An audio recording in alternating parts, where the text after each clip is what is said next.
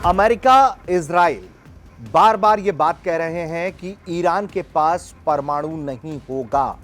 वो परमाणु हथियार नहीं बना सकता है, उसके पास परमाणु रिएक्टर्स नहीं होंगे। वहीं दूसरी तरफ ईरान ये कह रहा है कि हमारा हथियार बनाने का कोई इरादा नहीं है और इन सब तमाम खींचतान के बीच युद्ध हो रहा है। लेकिन सवाल यह है कि जब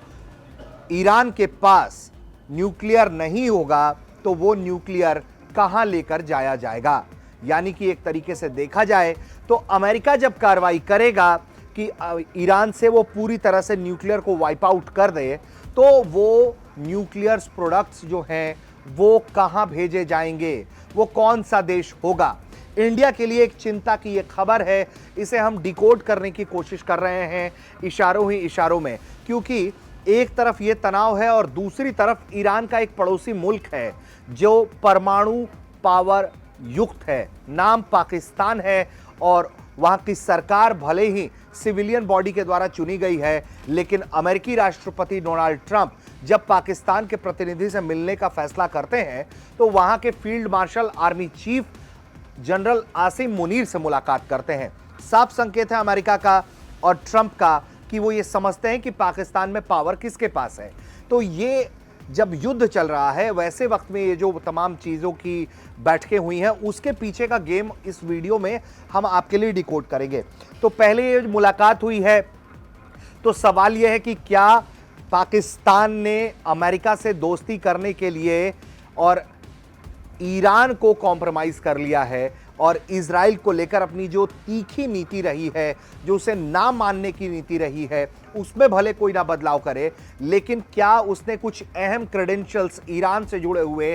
ट्रंप को शेयर किए हैं, अमेरिका को शेयर कर दिए हैं। क्या पैसों के लिए, लोन के लिए, विमान के लिए पाकिस्तान ने खुद एक बार फिर से अपनी एक दोस्ती को बेच दिया है। हालांकि पाकिस्तान और ईरान में बहुत अच्छे रिश्ते नहीं है, लेकिन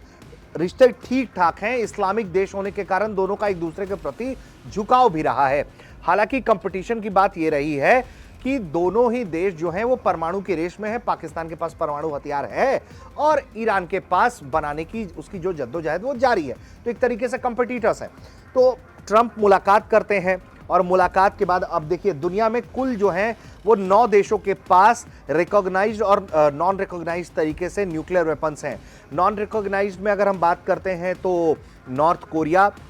उसके पास तकरीबन 50। हम इजराइल की बात करें, सार्वजनिक मंच पर कभी कुछ नहीं, लेकिन अंदाजा है 90। उसके बाद एक संख्या है जो बढ़ती चली जाती है। और अगर हम टॉप लिस्ट देखें तो फिर अगर हम मैप के जरिए भी समझने की कोशिश करें तो देखिए, अगर हम समझे इसको आपको दिखाएं तो ये भारत और पाकिस्तान दुनिया के ऐसे 2 देश जो अगल बगल हैं और परमाणु पावर युक्त हैं। भारत के पास जो है वो 180 है परमाणु हथियार, पाकिस्तान के पास 10 कम 170 है। वहीं ईरान जो पाकिस्तान से लगता है बॉर्डर साझा करता है, अच्छा खासा बॉर्डर साझा करता है पाकिस्तान ईरान के साथ, तो ये परमाणु बनाने की कोशिश कर रहा है। वहीं इस तरफ जो अगर आप देखेंगे तो फिर अगला परमाणु का नंबर आता है रशिया के पास, जिसके पास दुनिया में सबसे ज्यादा परमाणु हथियार है। वहीं पाकिस्तान और ईरान से लगता हुआ एक और दुनिया का देश है चाइना, जिसके पास अच्छी खासी संख्या में परमाणु हथियार है, तकरीबन 600 के हिसाब के आसपास है। वहीं अगर हम बात करें तो रशिया और फिर अगर हम कुछ और देशों की बात करें तो इस सूची में जब हम ये देखिए ग्लोब घुमा रहे हैं आपके लिए, तो यहाँ देखिए हम आ गए हैं यूनाइटेड स्टेट्स। दुनिया में दूसरे नंबर पर सबसे ज़्यादा न्यूक्लियर वेपन जो है वो अमेरिका के पास हैं और वो बिल्कुल धरती के दूसरे कोने पर हैं। इसके अलावा हमने आपको देखिए यूएस का बता दिया, हमने चाइना का बता दिया, हमने रशिया का बता दिया, हमने पाकिस्तान बता दिया, हमने इंडिया बता दिया, हमने आपको इजराइल का भी बता दिया, नॉर्थ कोरिया का बता दिया। इसके अलावा फ्रांस के पास भी जो न्यूक्लियर वेपन है वो भी अच्छी खासी संख्या में है, वो इस तरफ है यूरोप में। और इसके अलावा तकरीबन दुनिया के 6 ऐसे देश हैं जहां पर न्यूक्लियर वेपन को स्टेशन किया गया है, जिसमें सबसे नया नाम बेलारूस का जुड़ा है जो रशिया का पड़ोसी है और लुकाशेंको जो पुतिन के बहुत जिगरी दोस्त माने जाते हैं उनके देश में। अब हम आते हैं, आपको ये तो परमाणु की थ्योरी बता दी हमने आपको कि परमाणु हथियार कहाँ कहाँ हैं और किस किस लोकेशन पर हैं। इसको चलिए अब हम जूम करते हैं जरा, और जैसा कि हमने आपको बताया कि एक आकलन है, और ये आकलन सिर्फ मेरा नहीं है, भारत तक का नहीं है। अमेरिका के जो रिसर्चर्स हैं, पूर्व पेंटागन के अधिकारी और अमेरिकन एंटरप्राइज इंस्टीट्यूट के सीनियर फेलो माइकल रूबिन हैं, उनका भी एनालिसिस है कि अगर ईरान को अमेरिका इन्वेड करता है, अगर ये जो अभी इस तरफ यहां से हमले आप देख रहे हैं, यहां से इजराइल से ईरान पर हमला हो रहा है, बीच में ये सारे देश हैं, और इस तरफ जो है,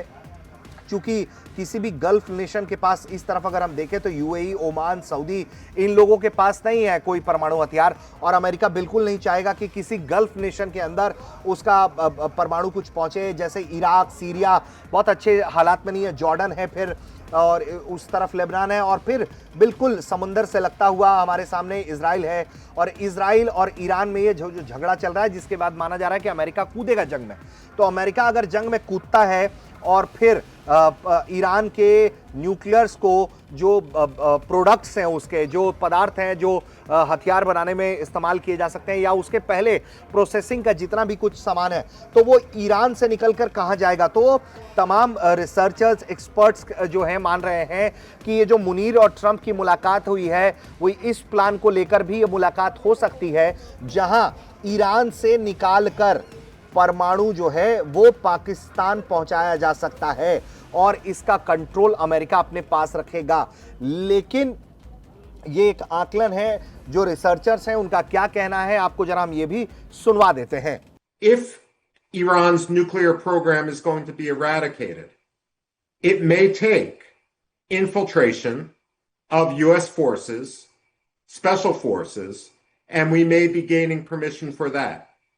If we are going to truck out Iran's nuclear supplies following the conclusion of hostilities, those supplies need to go somewhere.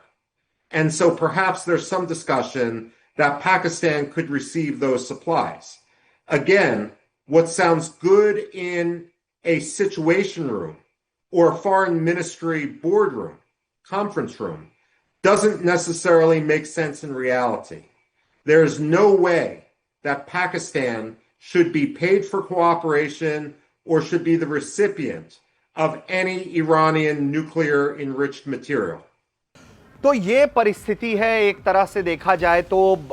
Pakistan involve अब हो रहा है, और सवाल ये है कि क्या उसने अमेरिका से अपनी दोस्ती साठगांठ करने के लिए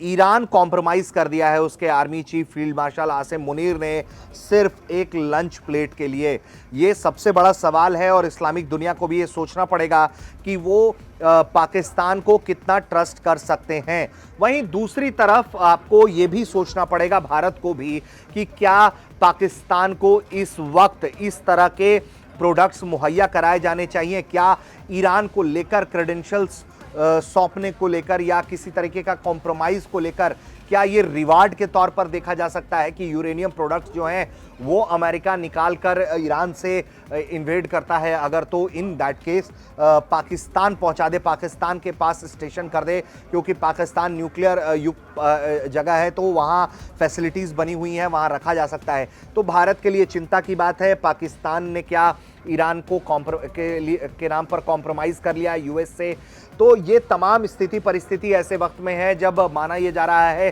कि किसी भी दिन अमेरिकी हमला अब ईरान पर शुरू हो सकता है। हम उम्मीद करते हैं कि आपको इस पूरे कॉन्टेक्स्ट को लेकर, ये जो पूरा न्यूक्लियर टसल चल रहा है, इसके पर्दे के पीछे जो गेम्स चल रहे हैं वो हम आपको समझा पाएँ, बता पाएँ, क्योंकि ये जो पूरी परिस्थिति बन रही है, और भारत के ये दो देश हैं, मित्र देश हैं, जिसमें ईरान और इजराइल दोनों इन्वॉल्व्ड हैं, भारत के दोनों ही देशों के साथ बहुत अच्छे रिश्ते हैं। ऐसे में भारत के लिए वक्त चुनौतीपूर्ण है, और पाकिस्तान के जनरल को व्हाइट हाउस में देखना, इसे इंडिया कैसे देख रहा है, इस पर कोई अभी अपडेट्स नहीं है हमारे पास आधिकारिक तौर पर। लेकिन ये भी बताता है कि अमेरिका पर आपको यकीन नहीं करना चाहिए। अमेरिका एक व्यापारिक दोस्त के तौर पर, रणनीतिक साझेदार आप उसको कहते हैं, लेकिन अगर आप उसको व्यापारिक साझेदार के तौर पर देखें, एक हाथ से धंधा लो और एक हाथ से धंधा दो वाला हिसाब किताब अगर भारत अमेरिका के साथ अपनाए तो वो ज़्यादा सुरक्षित स्थिति में होगा, बनस्पत इसके कि वो अमेरिका पर भरोसा भी करे और पाकिस्तान जैसे देश को, पाकिस्तान में जहां कहा यह जाता है कि वो एक डेमोक्रेटिक नेशन है, लेकिन जब वहां के प्रतिनिधि से मिलना होता है तो अमेरिकी राष्ट्रपति ट्रंप चुनाव करते हैं सीधे सीधे मुलाकात करने के लिए पाकिस्तान के field marshal air army chief Asim Munir से। तो सतर्क रहने का वक्त है, डिप्लोमेटिक रिश्तों को लेकर सजग रहने का वक्त है और इसके साथ साथ